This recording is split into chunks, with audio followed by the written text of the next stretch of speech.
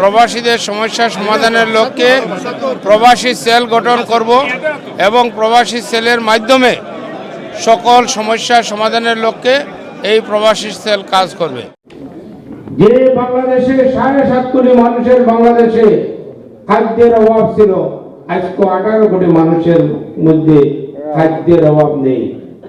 আজকে বাংলাদেশ শুধু ধান চাউলে পরিপূর্ণ নয়, শাক সবজিতে পরিপূর্ণ, মাছে মাংসে পরিপূর্ণ হয়েছে।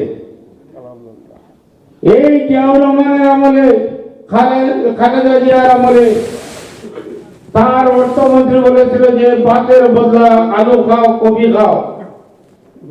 আর শেখ হাসিনার আমলে এখন মানুষ ভাত মাছের কথা বলে না, এখন মাংসের দাম কত সেটা চিন্তা করে, মাংস কিভাবে খাবে সেটা চিন্তা করে। এখন মাংস খায় বাংলার মানুষ, ডিম খায় বাংলার মানুষ, নির্দ্বিধায় নির্বিঘ্নে। বাংলাদেশ আজকে মাথা উঁচু করে দাঁড়িয়েছে। এই সিলেটের বুকে আমাদের অনেক উন্নয়ন হয়েছে। সারা বাংলাদেশে যেভাবে উন্নয়ন হয়েছে, সিলেটেও হয়েছে।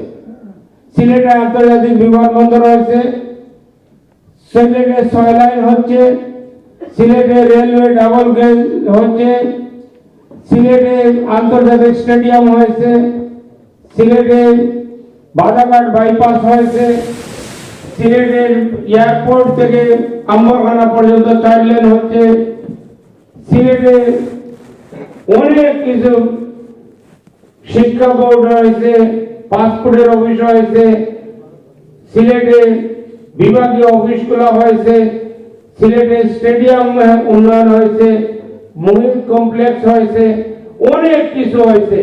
সিলেটে অসংখ্য, সিলেট আজকে উন্নয়নে ভরপুর। এরপরেও আমি মনে করি যে সিলেটে উন্নয়ন আমরা অন্যান্য জেলা থেকে কম মনে হয়েছে।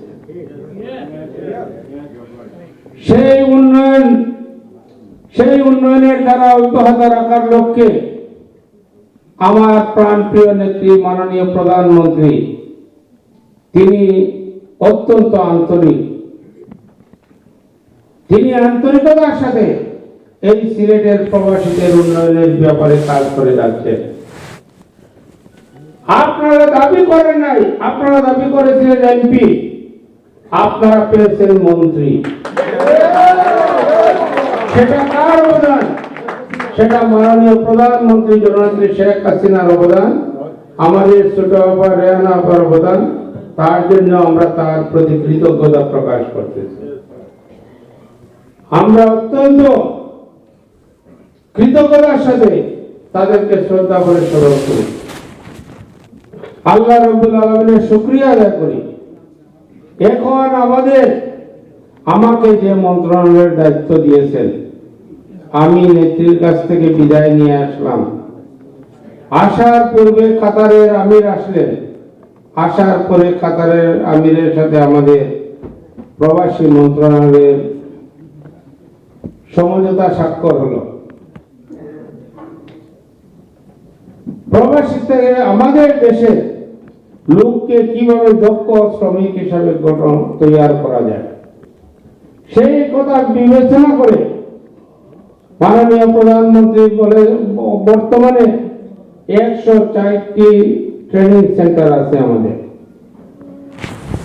আরো 50টি ট্রেনিং সেন্টারের কাজ চলতেছে, সেগুলো আরো নতুন সরঞ্জামাদি নেওয়া হবে। সমস্যার সম্মুখীন হবেন, সেই হিসাবে আমি আপনাদেরকে করজোড়ে অনুরোধ করতেছি, আপনারা বৈধ পথে টাকা পাঠাবেন, আপনারাও সম্মানিত হবেন, দেশ সম্মানিত হবে। সবাইকে ধন্যবাদ। খোদা হাফেজ। জয় বাংলা, জয় বঙ্গবন্ধু।